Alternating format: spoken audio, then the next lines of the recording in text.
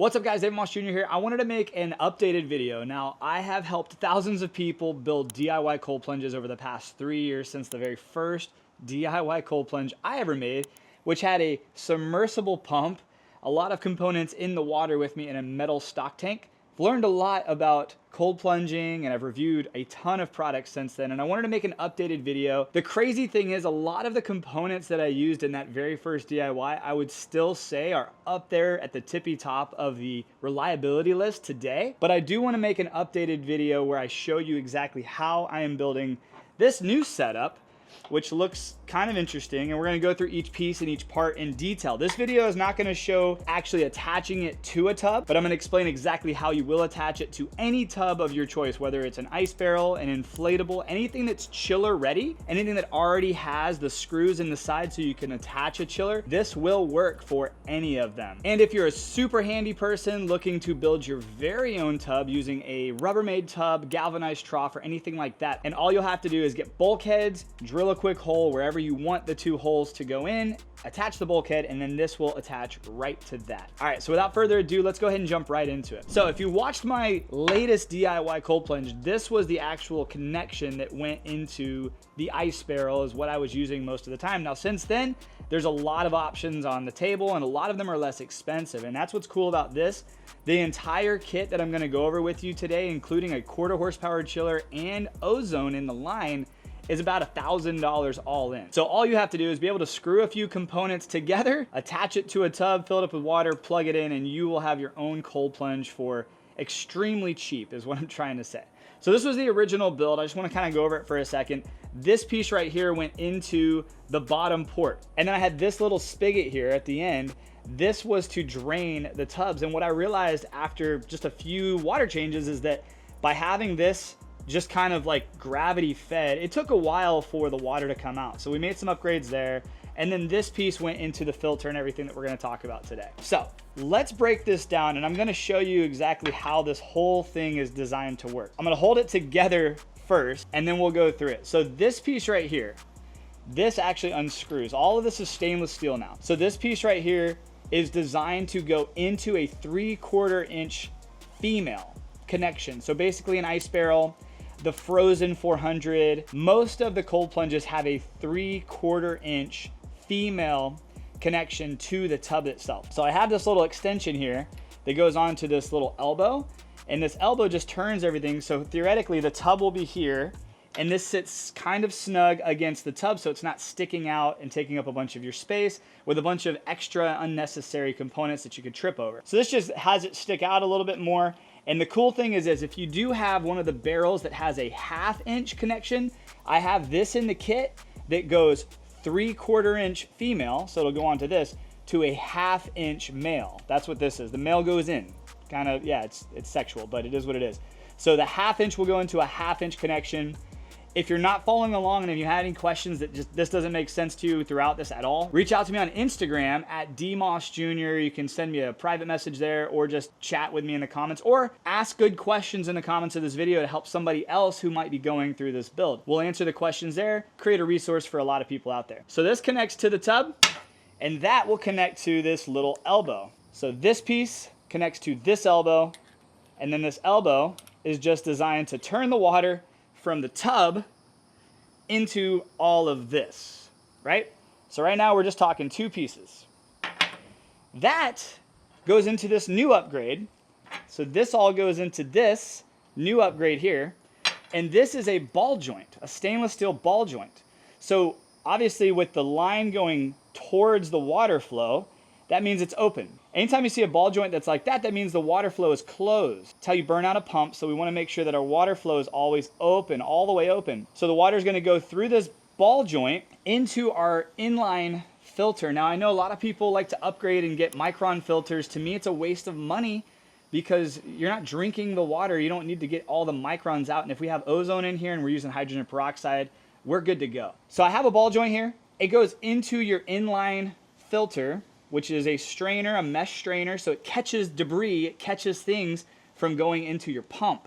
You have to have a pre-filter. Like, don't even play around with cold plunges that don't have a pre-filter. That's why pumps burn out. So I have a ball joint, then we have the filter, Then we have a ball joint. The reason I put one on both sides, so you can close both of these, preventing water from coming from the barrel or coming down the pipe here, so you can clean out your filter without getting water all over the floor. Now, there will be some water on the floor from when you take this canister off. There should be some water in there. One quick thing you could do, like just throwing this out there for the really smart people who are really quick, is you can theoretically close this ball joint, let the pump quickly suck out the rest of the water, because it should force the water. It will create a little bit of a suction cup there, but quickly it'll suck most of the water out of this, and then unplug it and then close this off, and that should prevent any water from being in that filter. Or just put a little plate underneath that can catch some of the water. Now, the way this is designed, it should sit off the ground a little bit. Now, a lot of people ask me, they're like, dude, like, should my filter be like this?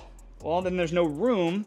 And actually, it really doesn't matter. I've had them all sorts of different ways, and it works. It catches the debris from going through. This doesn't have to completely fill up with water for it to be effective and for it to clean your water. At the end of the day, the water really is just going through this so that it can go through the pump and then through the chiller and everything else. So whatever it is catching is great. And you got to think too, if the bottom of it starts to clog up with debris, well, then that's going to make the water go up a little bit higher. So don't worry too much about it. The only thing you definitely want to make sure is there is an arrow on this filter that shows the direction of the water flow. So make sure that the water is always flowing towards the pump if you're following this DIY. So ball joint, filter, ball joint, then the ball joint screws into the pump. Now the Danner pump is made out of a very solid plastic. I have used the Hydro Farm and a couple other pumps in the past, and they're very cheaply made. I realize, like, if you screw this in a little too tight, it will crack, and it happened, unfortunately, a lot. A lot of people are reaching out to me like, dude, I cracked my pump, and it sucks. Like, I don't want you guys to follow along a DIY like this and then, like, have bad experiences. I want you to have a good experience. So the Danner is by far the best pump I have used on the market. If there's a better one out there, let me know in the comments below. Anyway, water comes out of this entire thing, goes through the filter, through both open ball joints, and then through the pump. The pump moves the water up and out. So this has a fan inside, and that fan is moving the water. It's sucking the water through the filter. It's sucking the water from the barrel or from the tub, and then it's shooting the water up this contraption. So this is where it gets a little different. This is where I made some changes. So at the top of the Danner pump is a 3/4 inch male connection,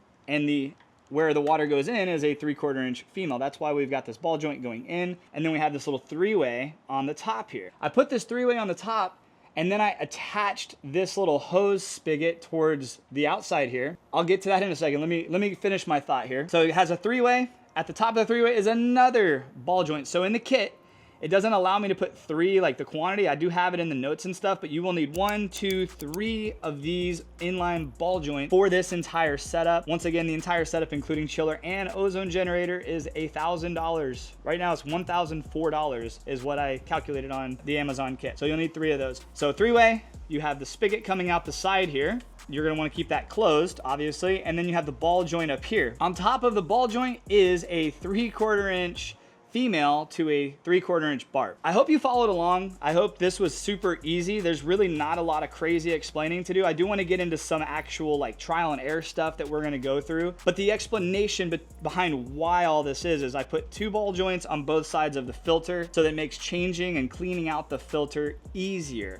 Also, God forbid something happened to your filter, you lose an O-ring and you have to replace it. You don't have to like drain your whole tub. You can literally close off this ball joint, unscrew everything, take everything off, replace it. It's easy to move things around. If you end up damaging your pump, you can close this ball joint, replace your pump. Like it should be very, very user-friendly and easy and long-term.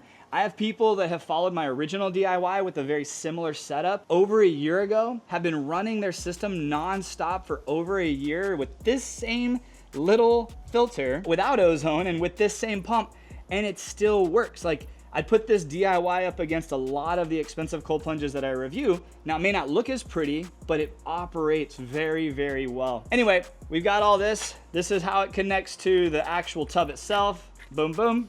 It's connected to me. I'm the tub, full of water. It's nice and cold. Water goes through all this, comes out here. If you do want to drain your water, keep all of this open, close this off, and open up this spigot. That'll force water out. Boom, that'll force water out so fast. You'll drain that tub so quick, and you can attach a hose to this and divert the water out. So if you have it in a gym, in a garage, or a place that you don't want to just completely flood, attach a hose here, get a short hose, divert it out, and that will drain your water out really, really fast. Now, when you do that, please keep a visual eye on it. Make sure that this isn't running for a long time. Your pump's not running for a long time without water. That's how you burn out a pump. Now, these are really hardy, but that is how you'll burn out a pump. So if you are draining it using your pump, make sure you keep an eye on it, especially once the water gets down to like the end there. You do not want this to be running without water going through it, but it is a really cool touch. It will make draining your water really, really fast. And then this whole setup just needs one little plug, and we'll plug this into a little 3-way outdoor extension cord that I have in the kit as well. That is the main driver behind the entire DIY. That is it. That is the main thing that's going to operate this entire setup. Now, there are some additional things that we need to talk about. One is I don't have the chiller here to show you exactly how to connect it, but I will tell you exactly what you need to do. Now, the other thing too is, since we're using stainless steel, I highly recommend you use this plumber's tape. Most of these components come with some plumber's tape, so just wrap it twice around each of these fittings, screw it in, and you'll be good to go. Now let's quickly talk about how the water connects from this to the actual chiller. So in the kit, I have a 1/4 horsepower chiller, which is great for anything with insulation. If you're using the Frozen 400, a Grizzly cooler, any of the ice barrels with insulation, or even a lot of the inflatable tubs are insulated enough to where the 1/4 horsepower chiller will chill the water down. You got to think there's quite a lot of different mathematical equations that come down to figuring out what size chiller you need. The biggest thing is, where is your chiller going to be located? Does the tub have insulation, a ceiling lid? Is there going to be direct sunlight most of the day? Is it going to be in shade? Is it in a hot garage? There's a lot of variables. And I would just say this, like the 1/4 horsepower chiller should be enough with a 1200 gallon per hour pump like that. There are bigger pumps you can get. I don't recommend, you don't necessarily need them unless you have a bigger body of water or a bigger chiller. And the smaller ones are okay, but I would recommend just go with the 1200. It's been the tried and true pump of choice. So I think you'll be fine with a 1/4 horsepower chiller. If you do want to step up and get the 1/2 horsepower chiller, by all means do that. The 1/2 horsepower is just a little more powerful, so it should chill your water down a little faster. It should work a little less. Doesn't mean that it's going to completely shatter the 1/4 horsepower. It's not necessary in a lot of the settings that I've played around with. The 1/4 horsepower seems to be enough. But if you are skeptical, go ahead and just get the 1/2 horsepower chiller. And if you do have a tub that has no insulation and no lid, if it's just a galvanized trough in the middle of the Arizona desert, you want the 1 horsepower chiller. And that's gonna have some different components because you will need a 1-inch tube. My brain is going all over the place. I hope I have not lost you. I will do a recap at the end of this video to go through just the important stuff of this kit, but I'm trying to answer the questions I get on a regular basis throughout this video too. So now, this is a barb. That's what this is called right here. This is 3/4 inch tubing. It's called aquaponic tubing. It's in the kit as well. The reason you're gonna buy 10 feet of it is because I don't know what tub you're gonna use. I don't know how far away you're gonna have your chiller, but you are going to slide the tubing down on this barb. You can use one of these little clamps to hold it on there nice and tight, and then figure out how much tubing you need. Typically the chiller will be like right here or on the side here. And then you just wanna run the tubing. You don't need a lot. Just run the tubing up, no kinks, and have it go into the chiller, into the inlet of the chiller. The chiller fittings with the Active Aqua chiller are 3/4 inch barb as well. So the tubing will literally come out of this, stick onto this barb, and then stick onto the chiller's barb as well. Use the clamps, hold it down, make sure there are no kinks. That's the biggest thing here. You can even do like a loop-de-loop if you need to, just to prevent kinks, but make sure there are no kinks in your tubing. If there are kinks, that will prevent water flow and that will potentially be a problem. So no kinks is the key. Then you will take the tubing and come from the out of the chiller, and then that will go into this contraption. Now this is also an upgrade. So if you're looking at this, this has a Venturi, this is Ozone. Ozone will go into this. So there's an Ozone generator. It's about the size of my phone, and you can either mount that to your tub or just leave it on the ground. And there will be a little clear tubing that will just connect right into this, right into that little tip. You'll have the tubing go right into there, and it will send Ozone into your cold plunge at the very end, because this connects to the top hole of the ice barrel or where you're gonna have the water going back in. Similar setup. This is replaceable, exchangeable, so if you do need a 1/2 inch or bigger, you can. So this is the 3/4 inch to 3/4 inch, just extends it, gets it off of the tub, gives you a little bit more room to work with. Then you have the elbow going into this black Venturi line. All of this is in the kit. Then it connects to this barb. So we will have tubing that will come out of the chiller, and theoretically, depending on where you have it, it might be just a quick straight shot up into here. You may not need very much tubing at all. Tubing will go right onto this barb. This will connect to your tub, to your ice barrel, to whatever it is that you're using. And then you can connect your ozone in there, and that will inject ozone into the line at the very end. And it should be forcing water pretty fast. It should keep your water nice and clean and oxidized and all that great stuff. And that, my friends, is the DIY version 2. Now in this video, I wanted to keep it short and I wanted to really just talk about this part in detail. I needed to have this resource for people because not everybody's using an ice barrel, not everybody's using an inflatable, not everybody's using a frozen 400. Those are the 3 most frequently used items, but a lot of people do different things. People like to build their own DIYs and they just need this. So I hope this resource is helpful for you. Go back and rewatch some of the areas if you have questions, and if you have any detailed questions, ask down in the comments below. But I am gonna do a quick close-up recap. This is just me verbally explaining how this all works, and now I'm gonna get close-up. So if you need a little more detail, just lean in, because here we go. Let's go ahead and get started from the tub. So this will connect into the tub. Then we're gonna take this and we're going to screw this in. Always recommend using plumber's tape. Definitely use plumber's tape there. So now we have this. Set this off to the side. Now we're going to grab a ball joint. I like to have the flow going this way so I can kind of see the water is going that way, right? So this is going to go into the tub. Now we're going to connect our ball joint in there. Boom. And then you can close this. That is closed like that. And then that is open. This is going to go into our filter. So we're going to look for this little arrow here.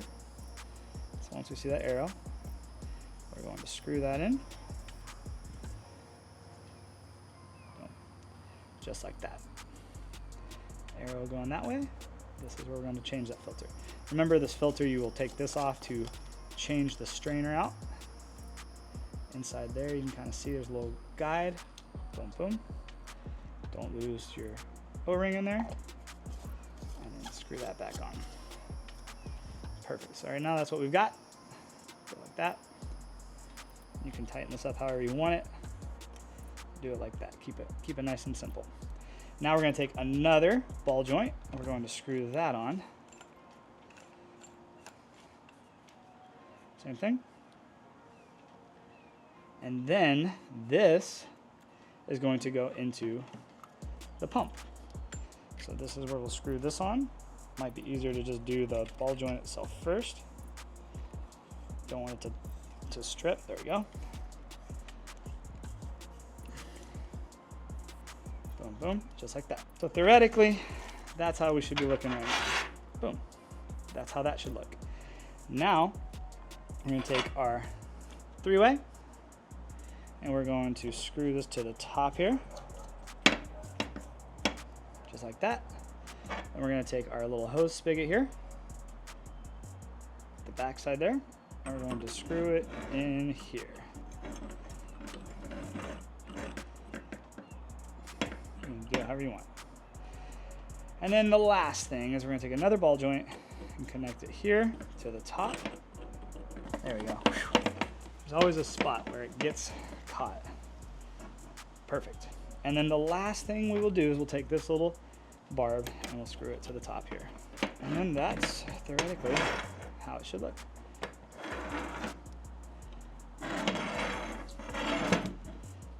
Perfect. We'll move that off to the side. And then the tube will go right into the top there. Now, if you're using Ozone, you're going to connect this to this on one side, and then that goes into the barrel. This goes into the actual Ozone, and then we'll take this and we'll screw it to the bottom. Boom. That's how that should look right there. And then the last piece is you'll take this, connect this, unless you have a 2/4 inch, I'm sorry, unless you have a 1/2 inch, and then that's how that would look right there. And if you're not using Ozone, you'll get this piece and this, and then that will go into the chiller, and this will go into the barrel. So quick recap, you have your connection into your barrel right here.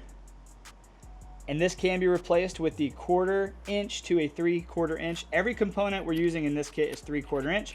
Allows for really good water flow, and it's just been really, really easy to access. That's the other thing too, is about having the right parts. Then we're gonna have an elbow. This elbow will go right into this ball joint. This ball joint we will keep open so the water can flow into our filter.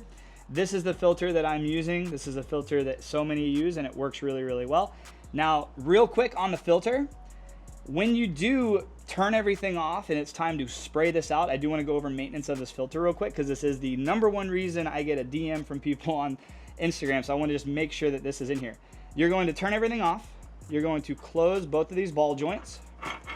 So make sure that both are pointing away. Then you'll unscrew this. Some water might pour out here. There is a little O-ring in here. You do not want to lose that. This is what you're going to take out and spray. It's a screen, a mesh screen, and it catches a lot of hair, a lot of grass, just a lot of floating debris, things that get in your cold plunge you don't even realize get in there.